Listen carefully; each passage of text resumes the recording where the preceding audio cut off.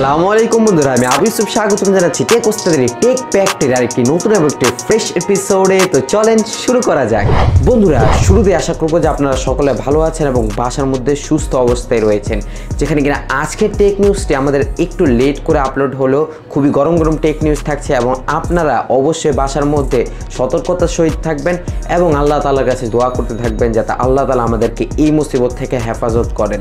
কারণ আজকেও ইতালিতে রেকর্ড পরিমাণ মানুষ মারা গিয়েছে, প্রতিদিন তারা রেকর্ড ভেঙেই চলেছে মানুষের মৃত্যুর সংখ্যার দিক দিয়ে। যেখানে কিনা ইউনাইটেড স্টেটসের মধ্যেও আজকে রেকর্ড পরিমাণ মানুষ নতুনভাবে আক্রান্ত হয়েছে, যা কিনা 1 লাখ লোক ছাড়িয়ে গিয়েছে। তাই সকলেই বাসায় থাকুন, সুস্থ অবস্থায় থাকুন এবং আমাদের চ্যানেলের ভিডিও দেখতে থাকুন। তো আজকে প্রথম আপডেট আছে স্যামসাং এর পক্ষ থেকে, যেখানে কিনা Samsung Galaxy M11 M10 successor হিসাবে আসছে, যেটা কিনা আমি কালকে রাতের বেলায় একটা লিক্স দেখতে পেরেছিলাম, যেখানে আজকের ফুল স্পেসিফিকেশন বের হয়ে এসেছে। যেখানে কিনা 5 হোল দেখা যাচ্ছে, ট্রিপল ক্যামেরা সেটআপ সহ 6.4 ইঞ্চিসের একটা HD+ ডিসপ্লে। এখন এটা কি অ্যামোলেড হবে নাকি IPS হবে এটা একদমই শিওর না। এবং যথারীতি ট্রিপল ক্যামেরা সেটআপে রয়েছে 13+5+2 মেগাপিক্সেলের ক্যামেরা সেটআপ এবং 8 মেগাপিক্সেলের একটা সেলফি শুটার এবং 5000 মিলিঅ্যাম্পিয়ারের একটা মনস্টার ব্যাটারি রয়েছে, যেটা কিনা আমরা M সিরিজের মধ্যে অলওয়েজ দেখি যে বড় হিউজ পরিমাণে থাকে, কিন্তু 6000 থাকছে না। টাইপ সি পোর্ট, 15 ওয়াটের ফাস্ট চার্জিং এবং চিপসেট হিসেবে থাকছে স্ন্যাপড্রাগন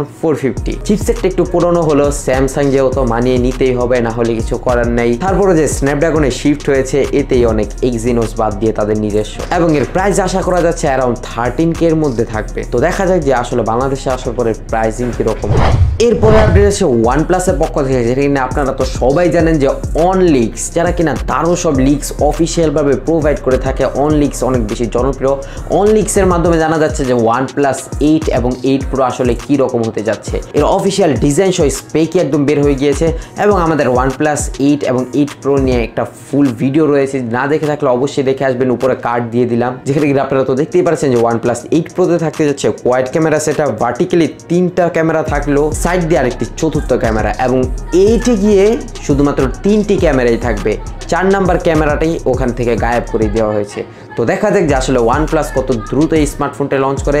লঞ্চিং তো খুবই দ্রুত হওয়ার কথাই ছিল, কিন্তু এই করোনা ভাইরাসের জন্য সবকিছু পোস্টপন্ড হয়ে যাচ্ছে। তো আশা করবো যে যত দ্রুত সম্ভব আমরা এই ভাইরাস থেকে রিলিফ হতে পারবো। এরপর একটা ইন্টারেস্টিং আপডেট আসছে Mi 10 Lite নিয়ে, যেখানে কিনা গতকালকে টেক নিউজ যারা দেখেছেন তারা তো জানেনি যে ইউরোপিয়ান মার্কেটের মধ্যে Xiaomi তাদের Mi সিরিজের অনেকগুলো ডিভাইস একসাথে লঞ্চ করেছে।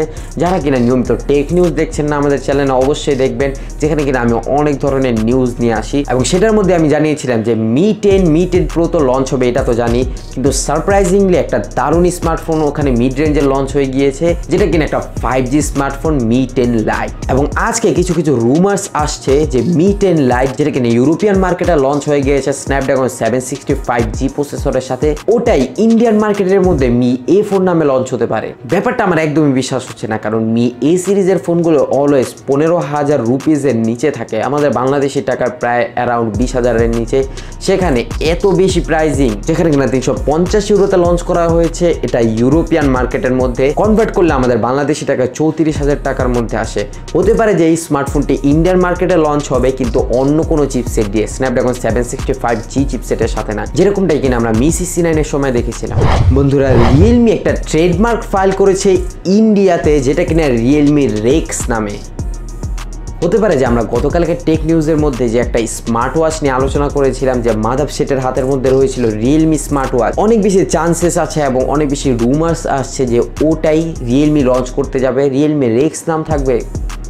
দেখা যাক, যেটা কিনা আমরা লঞ্চিং এর সাথে সাথেই দেখতে পারবো, এন্ড অবভিয়াসলি খুবই এগ্রেসিভ প্রাইজিং থাকবে এটা। তারপরে এখন নিশ্চয়তা নেই যে এটা তারা কিসের ট্রেডমার্ক ফাইল করেছে, যেখানে কিনা হতে পারে যে রিয়েলমির কোনো ব্লুটুথ স্পিকারও হতে পারে, কারণ তারা এই বছর অনেকগুলো IoT ডিভাইস লঞ্চ করতে যাচ্ছে। এরপর একটা গুরুত্বপূর্ণ আপডেট আছে রিয়েলমি নার্জো সিরিজকে নিয়ে।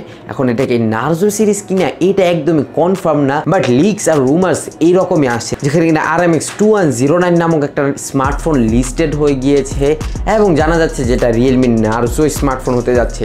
এখানে ওই নার্জো স্মার্টফোনগুলোর কথা বলা হচ্ছে না, যেটা কিনা অলরেডি অ্যানাউন্সমেন্ট হয়ে গিয়েছে নার্জো 10 এবং 10A।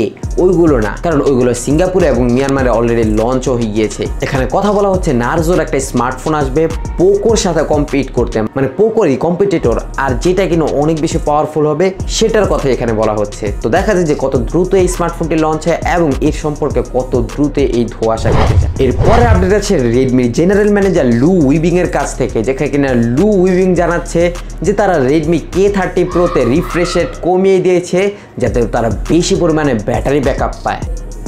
কি উসিলা বের করে একে কোম্পানি আলাদা, মানে কাস্টমারদের একদম বলদ ভাবিয়ে নিয়েছে। যেরকমটা কিনা ওয়ানপ্লাসের ক্ষেত্রে দেখেছিলাম, ওয়ানপ্লাসের সিও পিটেলাও যখন OnePlus 6T লঞ্চ করেছিল এবং ওই জায়গা থেকে যখন তারা হেডফোন জ্যাক সরিয়ে নিয়েছে তাদের বুলেট ওয়্যারলেস 1 বিক্রির জন্য, তখন তারা জানিয়েছে তাদের ইন ডিসপ্লে ফিঙ্গারপ্রিন্ট সেন্সর বসাতে গিয়ে এই জ্যাক সরিয়ে ফেলতে হয়েছে।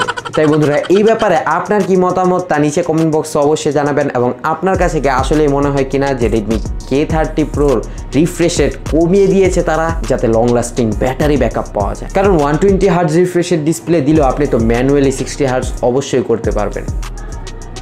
ব্যাস বন্ধুরা, এখনকার জন্য এই পর্যন্ত। ভিডিওটি ভালো লাগলে give me a Thums up, ভিডিওটি লাইক এবং শেয়ার করে ছড়িয়ে দিন আপনার বন্ধু এবং পরিবারের সাথে। সাবস্ক্রাইব করে নিচের বেল আইকনটি অবশ্যই প্রেস করে রাখবেন, তাহলে আমাদের ভিডিও নোটিফিকেশন সবার আগে আপনি পেয়ে যাবেন যখনই আমরা ভিডিও আপলোড করব প্রতিদিনকারটা। I'll catch you guys in the next video. আল্লাহ হাফেজ।